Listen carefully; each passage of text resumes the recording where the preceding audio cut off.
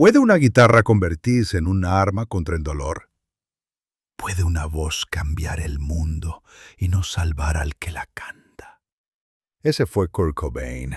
Nació en 1967 en Aberdeen, un pueblo gris y lluvioso del estado de Washington. Su infancia estuvo marcada por una herida que nunca cicatrizó: el divorcio de sus padres cuando apenas tenía 9 años. Kurt lo dijo una y otra vez. Ese día se rompió para siempre. Desde entonces se sintió abandonado, fuera de lugar, sin un hogar verdadero. Era un niño frágil, enfermizo, hipersensible. La música apareció pronto como refugio, como la única manera de soportar el mundo. Era un niño feo. Nunca tuve amigos. Así describía su infancia, sin adornos, sin épica, solo la crudeza de quien se sabe rechazado. Cobain encontró en el punk un espejo. Bandas como los Melvins o Black Flag le enseñaron que no hacía falta ser virtuoso. Bastaba con ser auténtico. Bastaba con gritar lo que dolía. Era demasiado sensible para este mundo. Esa sensibilidad era su don, pero también su condena. Le permitía escribir canciones demoledoras, pero lo hacía incapaz de encajar. En los años 80 empezó a componer sus primeros temas. Una guitarra barata, un cuarto lleno de rabia, un adolescente que no buscaba fama, sino desahogo. Cada acorde era una forma de sobrevivir. Ven como eres, como eras, como quiero que seas.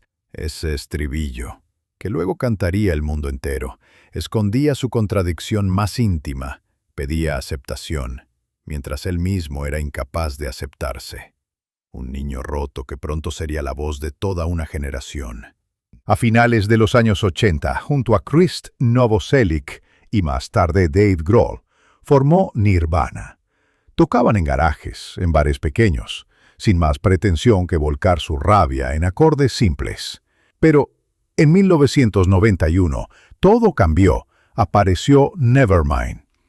Ese disco fue una bomba cultural. Canciones como Smells Like Teen Spirit o Come As You Are convirtieron a Nirvana en la voz de una generación.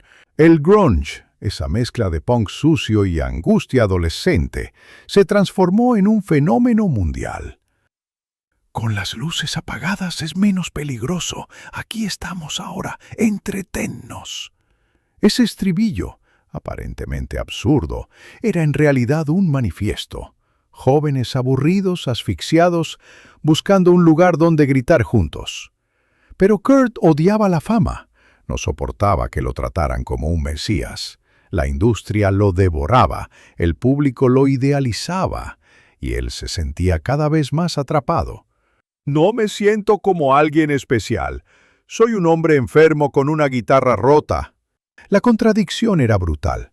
Mientras el mundo lo adoraba, él se sentía vacío, débil, roto. El dolor físico también lo acompañaba. Problemas estomacales crónicos lo torturaban y buscaba alivio en la heroína.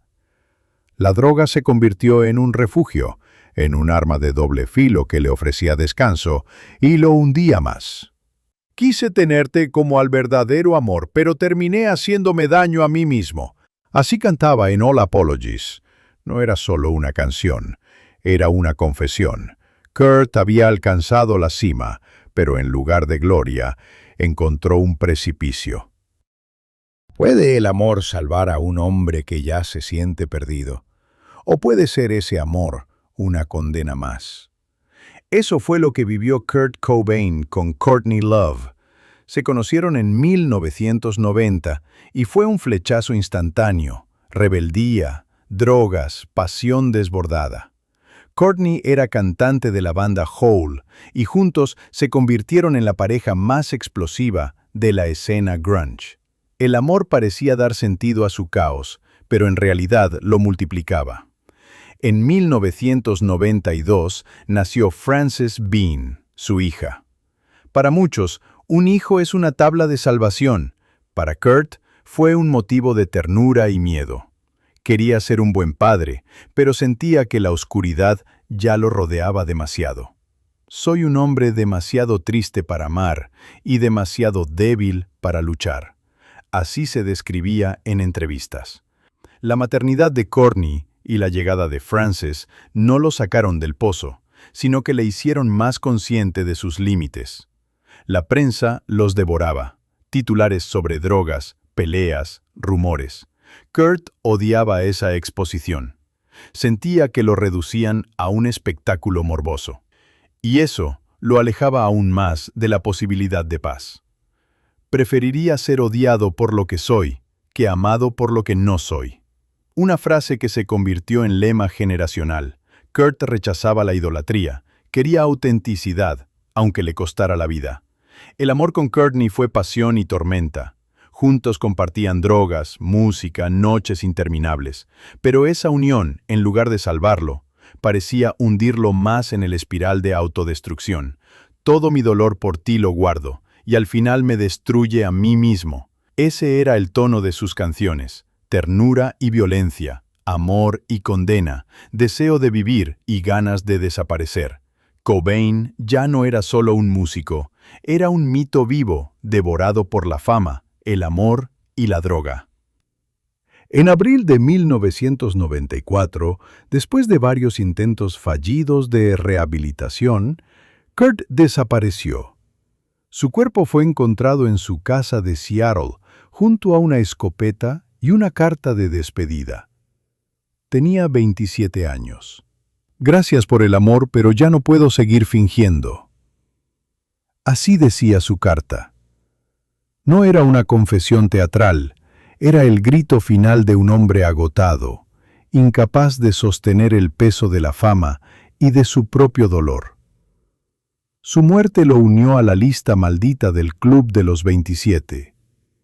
Jimi Hendrix, Janis Joplin, Jim Morrison, Amy Winehouse, todos genios que murieron jóvenes, devorados por su propia intensidad.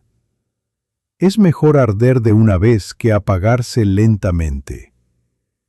Esa frase, que ya había pronunciado en vida, se convirtió en epitafio. Para muchos, resume su existencia, una llama brillante, breve y devastadora. Su música, en cambio, nunca murió.